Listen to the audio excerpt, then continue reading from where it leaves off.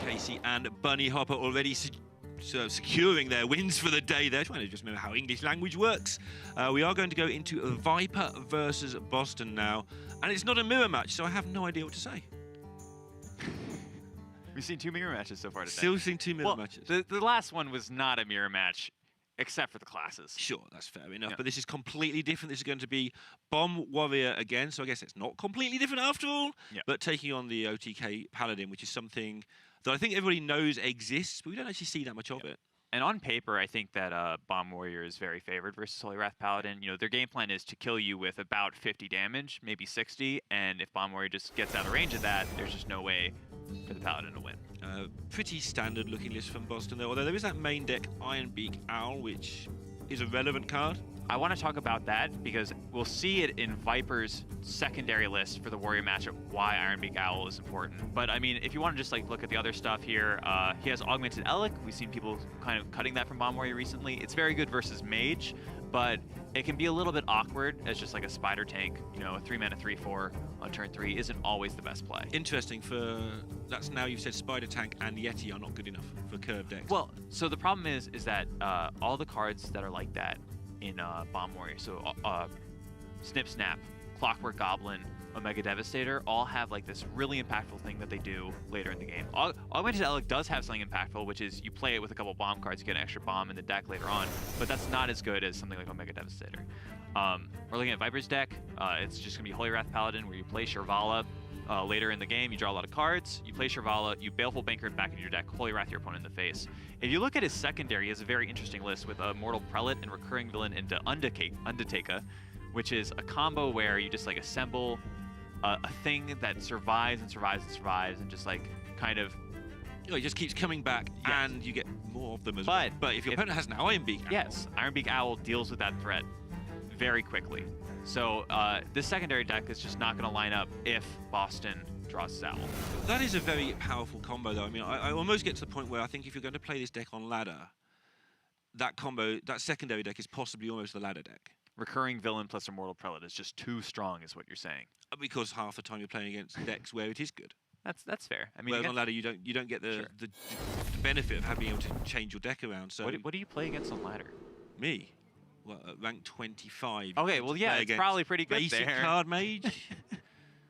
You know, when your opponent is like going coin frostbolt you in the face, a lot of cards are good. So we're of the opinion that the Warrior is heavily favoured. But I've cast this match I think 4 times now. I've never seen the Warrior win a game. So they just went 0-8 throughout all. It might have been 1-8, but literally, yeah, it's been 2-0, 2-0, 2-1, 2-0, or something like that, and that's insane to me. But that's how it's gone. And if the game 1 in particular is a big surprise. So you're saying that the paper stats might not actually line up for how the matchup plays out? I don't know. It's a sample size of 4, but game 1 always looks a little bit closer than I feel it should. And after boarding, if your opponent doesn't owl your stuff, you can just win the game as the Paladin. Game 1 being much more crucial than usual, I feel here. Because if the Paladin can take game 1, which is definitely against the odds, I think they get 2 chances with their nonsense secondary deck to actually just get it done once. Even if it is a small sample size, 4 games, and the Paladin winning every single one is very promising. I also think Viper on Paladin is another benefit for it. I think Viper is a very strong player. He got 2nd at the World Championships just this year, the 2018 World Championships. He's been playing out of his mind recently. Yeah, he also has beaten Bozzzton twice on the tour last year. He beat him in Oslo, they were both 5-1 at the time, so that helped Viper get towards that top 8. And he beat him again when they were both 4-0 at DreamHack Winter. So Viper with... I don't know how much you guys remember about players you beat a lot and players who beat you a lot. I'm sure you don't care that much, but... Oh, people care a lot about it. Yeah? If you have someone that you beat that's good, you keep it in your mind. I beat Orange once. For me, the person that I always lose to is Saiyan. That's not unusual. Yeah, and then the person that I always beat is Fino. That's more unusual. Yeah. Because no one else has been able to replicate that. Maybe you've got to teach them a thing or two. Yeah, right? You know, move to Pick Europe. it up, guys. Move to Europe, get yourself that qualification that you've nearly got, and just beat Fino. In my 3-match sample, or 3-game sample size versus Fino, I won some. It means I'm insane. I mean, you're definitely insane. That's the case of how we categorize that. Bozzzton not having the best of seasons 2 and 6, but I feel that this is more important for him than it is for Pavel on 2 and 6 because he's starting to come across as slightly demoralized. and he will be here for Season 2. And I feel that no matter how he finishes, the more wins he's got, I think he will play better.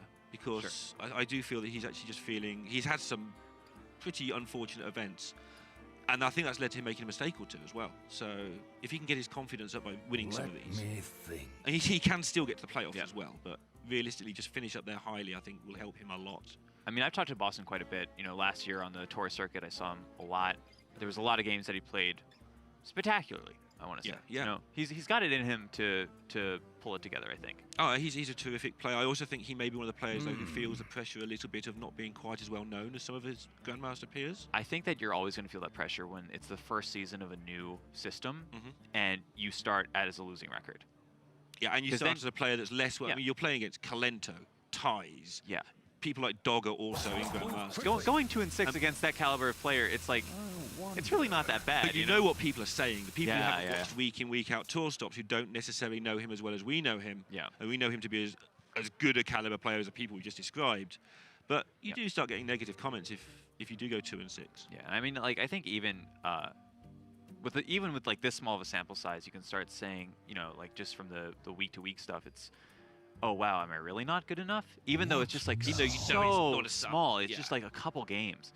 You know, you forget about, you know, all of these matches that you had beforehand where you actually played incredibly well, and you're just looking at this like one thing. Little sample that if you'd won 2 games you lost, which is nothing, it's your in the long for. run, But in the short term, it's so easy to be affected by it. And I do feel that we've seen Bozzzton be uncomfortable with this situation. Whereas Pavel, nothing left to prove, world champion, then had an amazing year after he won the world championships. If Pavel loses a game of Hearthstone, no one's going to turn and say, Pavel, he's rubbish. No one's saying that. Anyway. Putting on the pressure a little bit here, forcing Viper to get a move on with a card draw. Still on 22 cards as well, each. Viper has a pretty interesting turn lined up for him. If he plays Prismatic Lens, he is taking 6 here. You wonder if like one of the few ways that Bozzzton could win this from like the difference of just gaining armor is just out pressure Viper here. Yeah, I think the armor gain method isn't as clear cut as it originally looks. Like if you get over 50, you shouldn't be able to lose. But sometimes that Chevrolet just sticks around and hits you for 14 more. Yeah. And I mean, sometimes it's just about saying above 25. Yeah. You know, because they need to have both Balefuls and the Chevrolet and the Holy Wrath, not have used like any of those over the course of the game. And in this deck, the Prismatic Lens is really tough to play. In the Mech Paladin deck, you just play it and draw 2 cards, and they have the same cost anyway, and nothing bad happens. But in this deck, if you mess up your Prismatic Lens and bad things. Sometimes 25 mana Holy Wrath isn't fun. Sometimes you get a one mana Kangors and a 7 mana Skaterbot, so it's like you drew 1 card, but you're not too unhappy to see that, right? Yeah, it is just that Paladin has limited good card draw options. Yeah. I think from Bozzzton's perspective, you should still be playing for tempo here, playing like a Clockwork Goblin makes a lot of sense. You're still dodging Consecrate. What now? And this is one of the incredibly awkward things about playing against this warrior deck, which is why, on paper, the Paladin should never win. Because they're drawing all their cards, and you're filling their deck with bombs.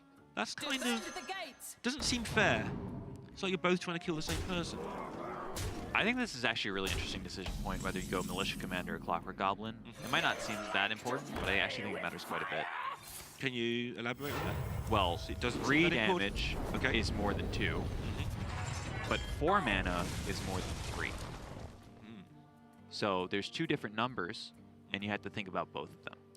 I never realized it was that complicated. Yeah, it's really... like Prismatic Lens is like that. There's 2 different numbers, and you have to think about both of them as well.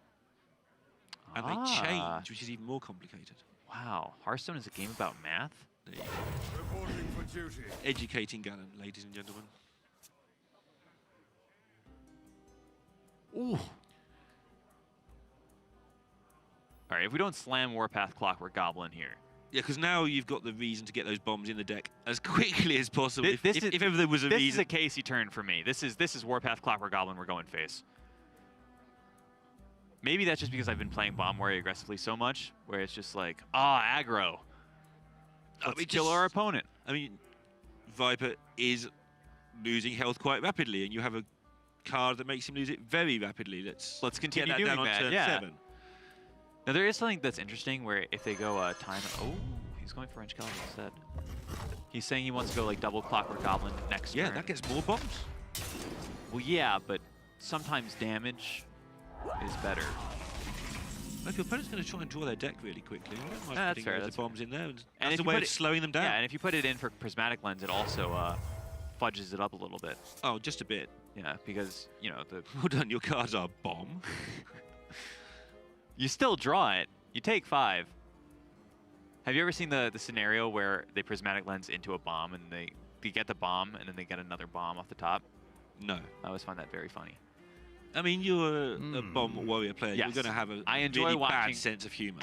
I enjoy watching people suffer from the bombs off the top. I really hate it when it happens to me, though.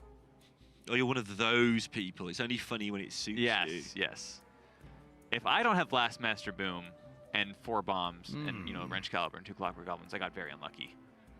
But if you do it the other way around, Well, if my opponent just got like any incredibly one of those skillful cards. and you do it, right? Yeah. Exactly. Viper not at all impressed with this scenario. Got to do something. I don't think he wants to do anything right now. One shot. Yeah, that's no fun playing Elven Archer when you've got Strict Bay in hand. So far in Grandmasters, I've seen Wisp turn 1 and Elven Archer face, and both were unironic. Weird things are happening with Specialist. Oh, that's pretty funny. The Elven Archer tech is one of the most amusing pieces of tech to me in recent Hearthstone. Because it's one of those cards that when you go through your collection, you don't see. It's not there. Yeah, it just doesn't really exist, right? Just instantly look at the next card along, whatever that is. That's kind of how Stone Tusk Spore was for the longest time, where you just saw it Sure. and it was just, aha, no. But at least then, if you ever turn around and go, I need a charge minion, you'd probably find it by accident. But if you ever, when have you ever wanted a minion that pings 1 damage to face for 1? I understand it's not. It's 'cause Yeah, I think people were doing it with like Dino size plus the adapt for Wind Fury. Ooh. That was pretty funny. But I mean, it really came into its stride with Quest Road, right?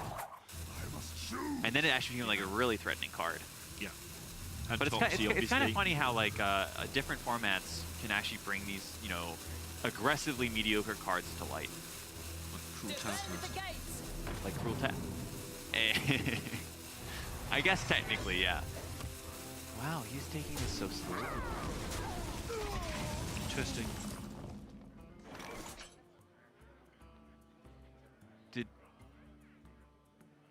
Did he not want to bomb his opponent's deck? Trying to work out. I mean, Chevalama still costs an absolute fortune. It's like he's going to play it to get all his health back. So it feels like a good time for Bozzzton to just go for it. But also, this stuff's pretty hard to deal with. And he can still make the Clockwork Goblins. Sure. Maybe he's saying he can delay the Blastmaster Boom 1 turn. It's going to be totally fine. You're also looking at Viper having a turn, something like Timeout Consecrate as a possibility if he goes too wide with the Blastmaster Boom. I wonder. You can never go too wide with the Blastmaster Boom, but you understand what I mean. You know, You can never go to like 10 bombs on each side. That's too aggressive. No, I think that Boston's probably considering how Viper could actually play around that. I actually think that's pretty cool how Timeout, the little interactions you can do that, like Timeout and then hit with your weapon. Right, and so many people miss that. It's like it's actually 1.5 turns or even 2 turns of play, not just the next opponent's turn. Viper really understands his matchup. He is just going face every single turn. You know, he's ignoring the 2/3s. He's saying, you're not going to kill me.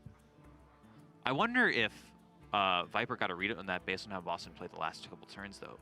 Maybe Viper's saying there's no way there's a Blastmaster Boom in your hand. And maybe Bozzzton wanted that reaction. Yeah, sure. We heard Casey talking about the snip snap and how he didn't want that to be in Pavel's hand by turn 9. Yep. So he allowed him a chance to play it earlier. I mean, the way Boston's played this, with the turning rover Clockwork, that's still like a very, very, very threatening board for Viper to deal with. Bozzzton did go 8-4 in Vegas. Yep. I think that sort of environment is his comfort zone. Yep. Slightly under the record that most people want to be at. At 8-4, you're saying, okay, you know, I did okay, but I could be doing better. I think that Bozzzton is still pretty happy with that result. It's one of those results where you get very little for it in terms of acclamations, but it's just another really... So if you keep going around that all season, you're going to get a lot of good results. It's a 66% win rate, and if you had a 66% win rate over the course of your lifetime, that is an excellent result. I want to bring that up as well, because Viper last year was talking about how it's no use going 6-3 every time. Yeah. He deliberately goes sometimes with a chance of going, okay, I'm not quite sure if this is right or wrong, but it's not 6-3. I'm either going 8-1 or whatever, or I'm going to bust out in 4 rounds. And that wins you more money and more tournaments than always missing the top 16 by 1 win. Sometimes risks pay off, sometimes they don't. And you're saying that strategy of, you know, taking risks leads to more variance in your result. Which is what you need to generate variance. It's hard to do because the more variance you generate, the more bad things you tend to have to put in your deck to do that. Higher highs, lower lows. But if you can regularly go 9-0 and then 0-9, that's far better than just missing the... Even though it's a 50%. Although I think you'll get cut at a certain point. I don't think you're allowed to go 0-9 in a tournament. Not anymore, because you're actually thrown out of the event and told to leave the venue and go home and never be seen again if you lose 4 now. Just quit playing. Yeah. You lose 3 best of 3s, you're out of here. How dare you lose to the likes of Ties and Kalenta? Yeah. You must be rubbish. Meanwhile, this game is plodding along. Bozzzton has been taking it incredibly slowly. Maybe he's figured out something that I haven't. I'm not going to lie, I haven't played a ton of this matchup, and I'm sure he's played a lot of it. And this is the difference between the matches I cast before, where Pelea has just suddenly run into someone in a Swiss, or in the case of Battle Rift, like just basically on the ladder. In this, the players have had a whole day to prepare, but I think the warrior attitude tends to be yours, which is, I haven't played much of this, I know I'll win, it's fine. But I mean, I think that I'm interested to see how Bozzzton is planning this. I will say that there's like, from most matchups that I play, I try to start with an aggressive game plan as Bomb Warrior. I think that might be different from a lot of people. They usually start with a slower control game plan. And then, you know, I have to play a couple games and see if that works out or not. I think versus Mage, for example, I try to force the aggressive game plan a lot, and then I realize, hey, if I do some aggression and force it to like be on the back foot for a little bit, but then later on in the game I play as a control deck, it often works a lot better. Yeah, that matchup's interesting because different turns, the way the mana costs work out for the players, are better for different players. Yeah. Like going into your turn 7 as the warrior, you'd like them not to really be trying to kill you next turn. Sure. But yeah, so it's interesting. I wonder if Bozzzton is like played to the point where he says, hey, there's just like this one specific way to play the matchup where I just am just way more favored. You know, I mean, maybe Chevrolet just heals you too often. Yeah. That if you do 22 early damage and Chevrolet just goes, yeah, no, it's all undone again. And Kangor as well. Maybe it's just often enough that Boston's going for the late game. You want to shuffle stuff into your deck? Tell you who's going to shuffle stuff into your deck, Sunshine. It's me. Here's the stuff. And it's in your deck. Exactly like that. Yeah. Baleful bank of that lot. Viper here, not under a lot of pressure. The things he needs to consider right now, though, are there are bombs in his deck. Maybe that's something actually Bozzzton is considering. He's saying, hey, if Viper ever gets low enough, maybe I could just shuffle like 2 bombs in and delay it by a turn. And you know he's going to go through his deck, so you can make it more chance that he draws them at your own discretion. You can't go too long, though, because then you start getting timeouts and things, and weird stuff start happening the other way. So like, let's say there's 2 cards left in Viper's deck, right? Yep. And he's going to say to himself, oh, I can just, you know, maybe cycle 1 card and then put a Shirvala in and then Holy Wrath my opponent in the face. If you shuffle a couple bombs into his deck, or if Bozzzton shuffles a couple bombs into Viper's deck, yeah. Ooh, this is... But now he's making the move. He thinks that maybe... Viper you know what he's doing? both. Okay, no, this is actually really smart, because he's just going to save it all for 1 turn. He's saying that if Viper has a timeout Consecrate, this just plays around it. That's a lot. That's enough. And that is Bozzzton 1-0 takes to it Bozzzton. 1-0. That was actually incredibly well played by Bozzzton, I think. Yeah, it's a way of playing around healing. It's basically the same as playing around Alex Straza or whatever. You He was playing it specifically around timeout Consecrate. Yeah. And I just want to bring up how, at the beginning, I thought that, you know, he was just taking it maybe a little bit too slow, but actually what he was doing was he was overloading Viper's turn, where Viper was not going to just play his timeout proactively to play around that. So Boston's like, hey, I can just wait a couple turns, and then I'll get the guaranteed damage for my bombs, you know? Can we have Bozzzton here next week, please? So no, it's really interesting because the more we watched that, the more it unfolded, the more we could see that he's clearly got a plan that we weren't aware of, having not played that a million times. Yeah. And really nice how he worked it out so that the ending is just heal this. Oh, you can't. And you're either trying to force the early healing or no healing. Yeah, I mean, I think the speed of which he played that, where he was just very confident, alludes to the fact that he knew exactly what's up. Yeah, he just waited for the exact sort of space in the armor to just go for it and got it. And Bozzzton's going to be on the tertiary, and I talked way too much. So I have no idea which deck Riders play. We know it's got to be the secondary because that's how it looks. Bozzzton is switching to his tertiary deck? Yes. Is that right? So he's adding Barista Lynchin. I guess he wants the extra bombs from Sithorium Bomber. Could that be it? Yeah. He's saying that Eternium Rover, Warpath. Well, yeah, that's probably right. Brawl, Dynamatic, Warpath don't seem like the cards you really want versus. This is just a bomb you deck now with chances of getting more and more bombs. And Viper is going for that really interesting strategy, I think, of the Undertaker, get it back over and over again and hope good things happen. Bozzzton does not need to remove his owl or anything, as you can see. No, he's playing the tertiary, so he doesn't remove the owl. That's another reason to go that way. I think that this is going to line up still nicely for Bozzzton. Yeah. I think with the addition of that Spellbreaker, or not the Spellbreaker, the owl will really benefit him against what Viper's strategy is. I was really hoping he'd get the owl in his opener to see what he did. You think he'd keep it? I have no idea. That's why I wanted to see it.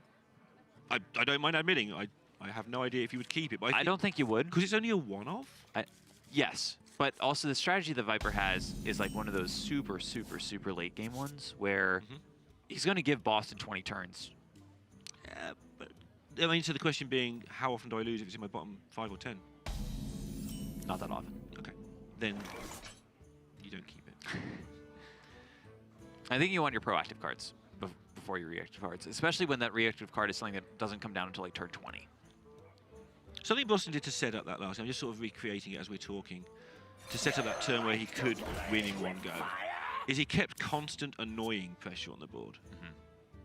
Sort of almost like the Hunter Mirror, where you just got to make sure you've got some tempo, but you don't have to overcook it. Looking forward to seeing how this one works out, because it's very different now when Viper has an entirely different strategy this game. Yeah. I think that the early pan-outs of this, I think Viper is going to come out slightly ahead. Bozzzton is probably going to be like, hey, I can go coin, snip, snap, still get 2 1-1s in play, but then Viper has the second Wild Pyromancer and a spell to go along with it. Crystology being 1 mana now is actually so huge for Paladins. It's one of the biggest buffs, I think. Even though the Paladin Shell is maybe not the strongest deck, that specific card is the nuts. I do agree. It pains me to agree, because I know that Derek sat at home somewhere now, or in the other studio, just going, told him all it was good. We knew. I just don't want to highlight it. No, but it's clearly you've halved it in cost. Yes. That's crazy. Although, I would say that saying having it in cost sometimes doesn't quite capture the how good a buff is. It's twice as good. Like, I think Luna's Pocket Galaxy going from 7 to 5 mana is way bigger of a change in the card than Crystology from because of the turn when it's relevant. Yes. Yeah, it's just never playable on 7, and now it's very playable on 5. I guess Viper is just saying he needs the damage as much as possible. If he doesn't go for damage now, then he just never wins. So he didn't go for the Wild Pyromancer Crystology, the 2 1-1s.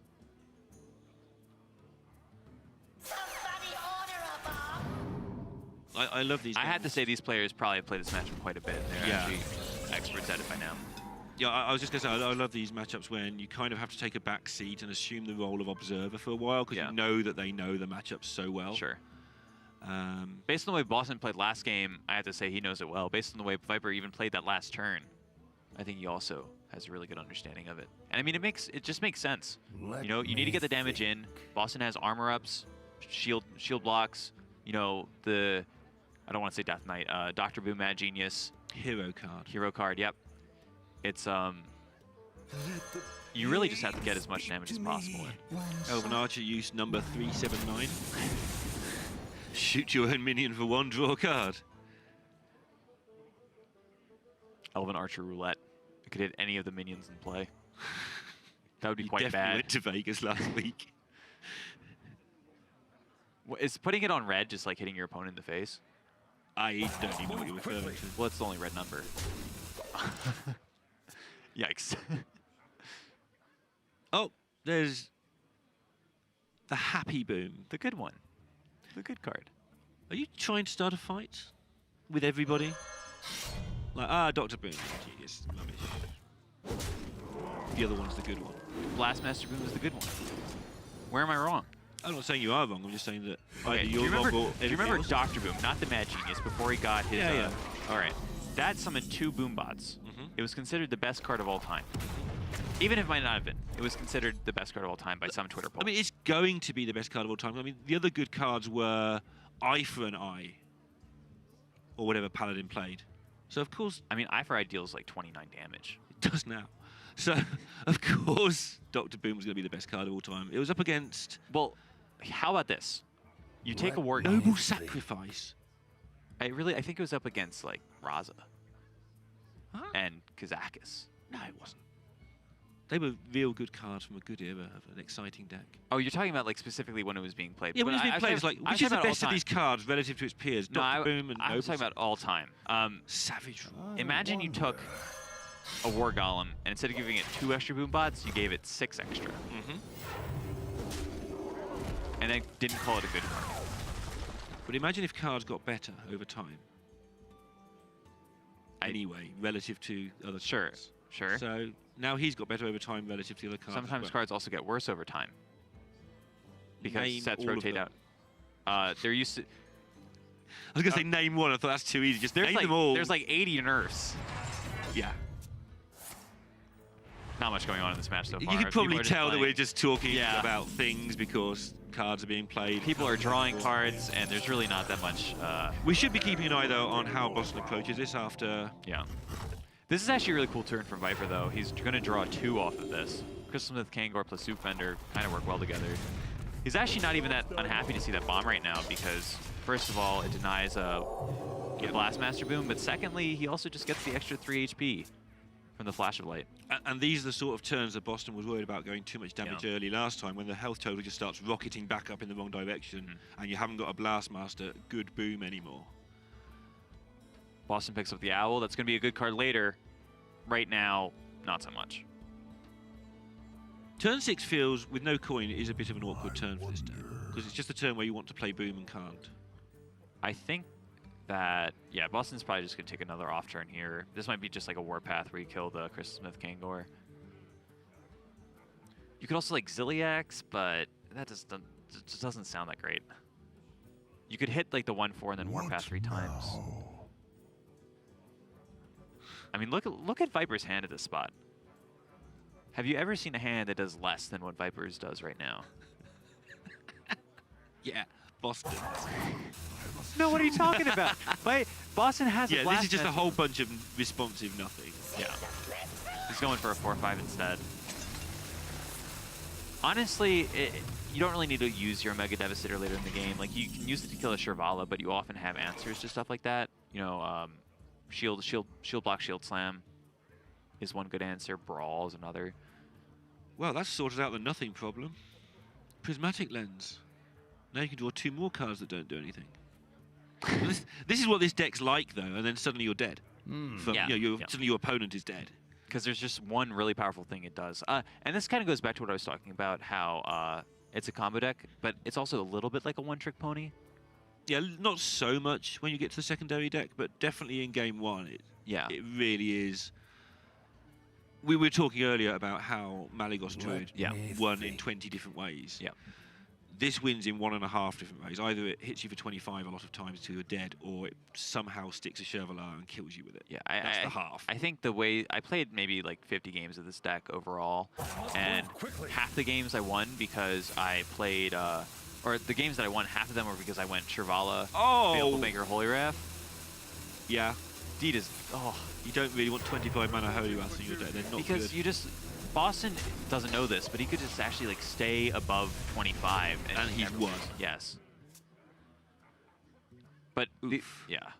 I mean, that's not quite true because of the Undertaker. Sure, and there's also like a 7/5 in play that he needs to deal with. But it definitely does feel like a single win condition deck. You know, the other half of the games that I won were because my opponents conceded before I went Shirvala, Baleful Banker, Holy Wrath. Sure. You know, so it was really... Yeah, because when there's no cards left, you know exactly what their hand is, and it Yeah. happens all the time, yeah. The reason Bozzzton's spending so much time on these last few turns isn't that the turn itself is that hard, but every decision he makes has long-term implications right I now. wonder. So he's always planning to the end of the game, and every card he picks up is actually changing that long-term game plan because it's kind of messy. And just the focus of having to keep changing a long-term plan is always a weird thing.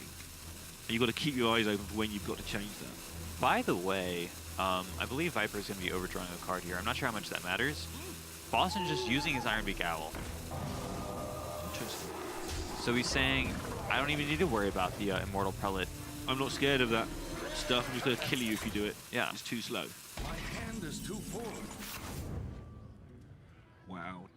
That could have been an absolute mess as well. Yeah, I mean, if he had overdrawn Undertaker, isn't the game Or kind the of other. over? Yeah.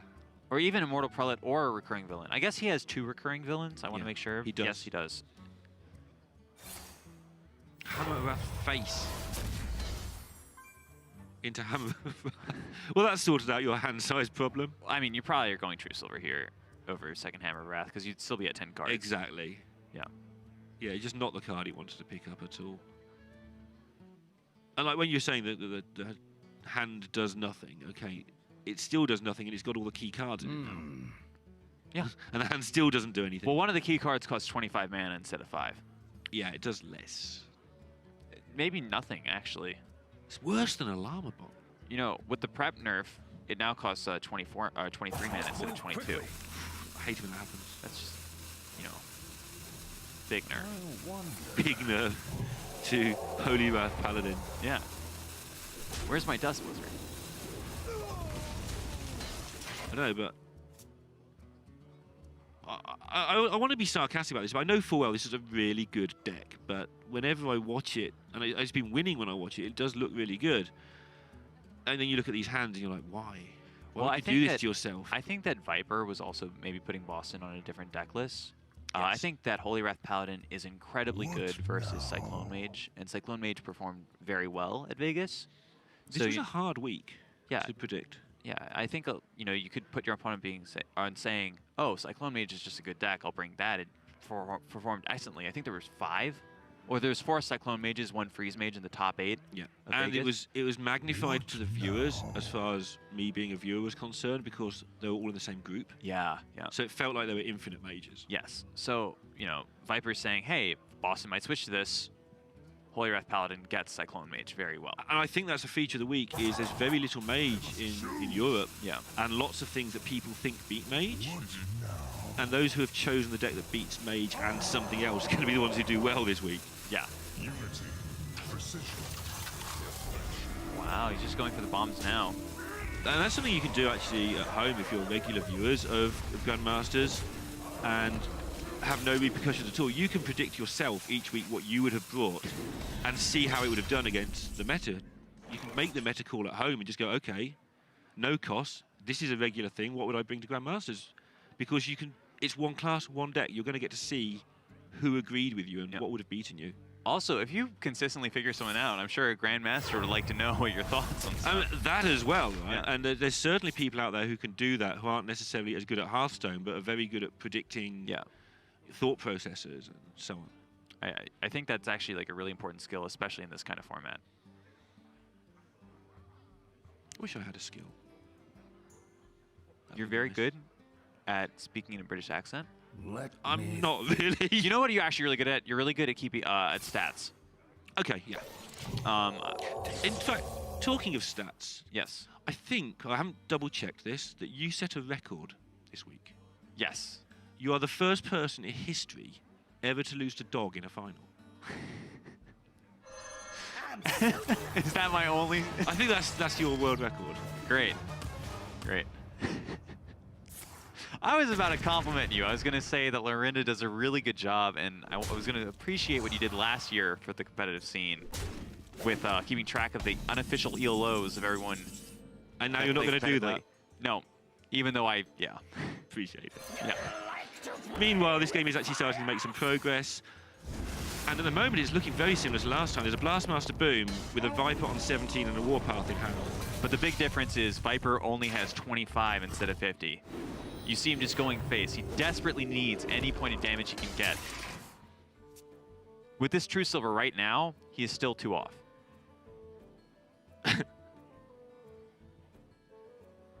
Yeah. And there's no reason to think Chauvelar's going to stick around, although as it happens, it could. Bozzzton has a really interesting turn. I want to say he has... Does he have 3 bombs in his deck?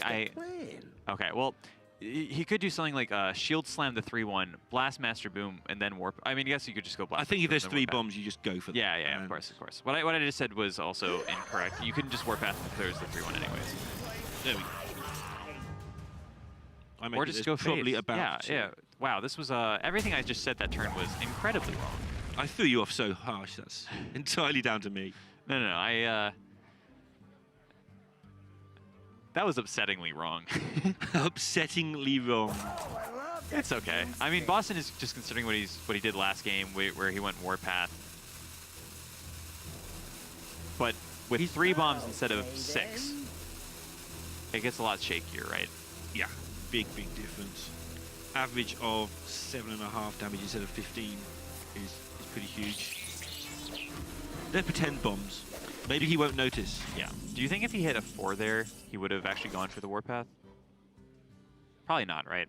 I mean, I don't think so, because Viper's got to deal with them anyway, so... Sure. If he doesn't deal with them, they do an extra 3 damage because you hit him in the face with them, and if he does deal with them, you get the same effect, and you've still got a Warpath. Yep. Viper still needs to push some damage. You know what I'd really like? Is if Baleful Banker could shuffle enemy minions as well as friendly minions. Yes, a number of times I thought that would be Yes. convenient and not particularly broken. Yeah. There is a reason cards are made that way in general. Yeah, I know. Like I if you think could that sap your own minion would be... Baleful Banker would become like a very incredible card if you could just use it on your opponent's minions. I think it would see actually a lot more play if that was the case. But I don't know. I just noticed that I've been in spots before where I felt like, wow, I really wish this worked out. You know, maybe there was like a play where Viper could Baleful Banker a Boom Bot into his deck. Right. And then go for that somehow. But try and get an extra 4 damage. Because it's going to be close otherwise. So he's forced into the timeout. This is actually a really smart play from Viper, and that pays off. Yeah. Do you see what just happened? Yeah. Timeout into bomb. Yeah. Because, yeah, protecting himself. Otherwise he was so dead. And that was what you were talking about earlier, where timeout has slightly more trickery about it than it seems. Oh, Blast Shield. Bozzzton is running away with this game. Armor up or Blast Shield is going to make Viper's life so difficult because instead of being 2 damage away, now he is 10 or 9 damage away. Then. 2 is like a Consecrate. 9 is like a Pyroblast. Sure. 9 is like 10. Well, I mean, it's it like is. a Pyroblast, and then you Moonfire your opponent, and then you heal them in the face for 2 with the Anduin Hero Power. You ever think about that? Okay, then. I don't think about it. Okay. Does it not show? Well, what I think about is also like thinking about nothing. So Okay. there's the Consecrate. And this is what I mean. With that Blast Shield picked up, you know, Viper was in a spot where the Consecrate draw was actually the exact lethal that he needed. Blast Shield just puts a stop in that tracks. Or did Viper not switch to That's his... what I'm wondering, right? That's why I was just having Yeah. Did we get confirmation that he switched to his... I've been known to Okay. mishear things, but this Yes. isn't the secondary deck because he has 2 cards left and Out of cards.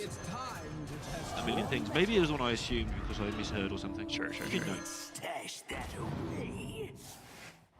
So sorry for that. 50-50 here. I'm not sure if it will matter. I'm almost out of cards. Yeah, but Bozzzton doesn't know that it might not matter. Move quickly. He thinks he's done zone. He doesn't know Just about the don't 25 mana Holy concede. Wrath. Yeah, don't concede. Play Hearthstone. It's actually a really good play from Viper to try and make him concede at this point as well. You say well played too. Yeah. So you just say well played here as Viper when you see the turn. You're a horrible human being. Yeah, it's definitely correct. No, I mean, like, this is what you do. Except you don't. Except if you're playing somebody like Bozzzton who's good enough to work out for themselves, and then Sure. maybe you don't want to alert them to the fact, like the well played might actually backfire. Like, why is he well playing me? Yeah. He doesn't normally do this. Oh, I see. It's like the people who used to enter back in the day when you entered an Open Cup and you like label your Zoolock deck and you'd label it Handlock, and you have to send a screenshot to your opponent your deck. You're like, oh, he's playing Zoo then, because it's labelled Handlock in big capital letters. Save the best for last. Oh, I love that. I don't think Boston's giving up. No, he's well aware of the possibilities here. The Viper finding a game outside of the norm there to try and get that done. Now can he find something else?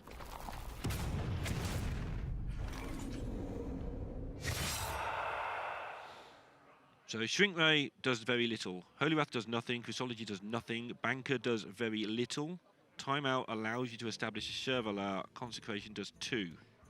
I think Viper's just waiting for Boston to concede, and when he doesn't see it, he's going to say, oh, no. I mean, he's only got to hit him twice with Chevalier, and he's got a hero power that's hard to deal with if Boston has no cards. So we might see him play a turn or 2. As long as Boston can clear the next couple Chevaliers, he is good to go. Yeah. He also now knows the situation. Yes. He now knows that Holy Wrath is an unplayable card. Yep. He also probably has to gather his thoughts back together because he was expecting to be getting on with Game 3 right now. Yes. He So now you also- just have to do the math. How do I deal with the next 3 This threats? would be a good time for And a maybe like master random hero powers. I plan. don't think you need to worry about the random hero powers for quite a bit. Yeah, and he has to deal with them efficiently because he may be down to a top deck to save the game at some situation. You just want to have an answer for the second Chevalier. Yeah. Warpath answers it. There's a lot of ways to answer it. I would use your hero power this turn, then. just in case. But also those shield slams could end up being worth less and less if you get hit once. So Yeah, like shield slam here makes a lot of sense, I would say. Because then you're like just guaranteed for it to work out. In fact, I actually think this is a slight missequencing. I really doubt that it's going to matter, but I do think that there was a slightly better way of doing this. Well, he knows there's no way of taking I guess, damage, so- okay, so you still set it, okay, no, the way Boston's doing it still sets up. Yeah. Oh, and he's worked it out for every hero power.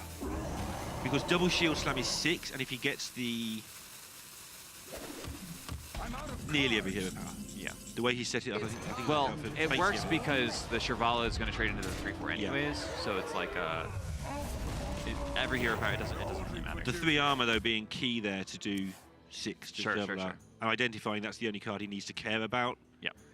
Especially now, Dynamatic just clinches it completely for dealing with 1/1s should something bizarre happen. He whiffs like 4 turns in a row, which, as you've told me countless times, this deck's full of good cards. It doesn't miss 4 turns in a row. Yep. Seems like Boston is going to take this pretty convincingly.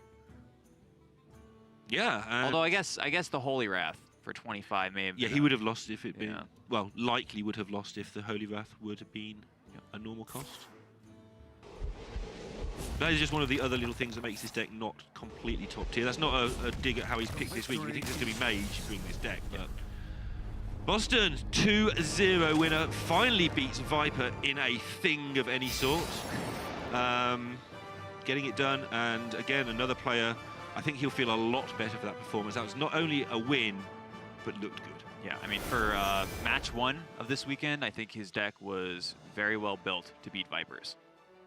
And very well piloted in game 1. Yeah, we look at that. I think Boston knew exactly what he was doing. I'd say 2 weeks ago, when we were watching him play Rogue, he was playing a little bit shaky.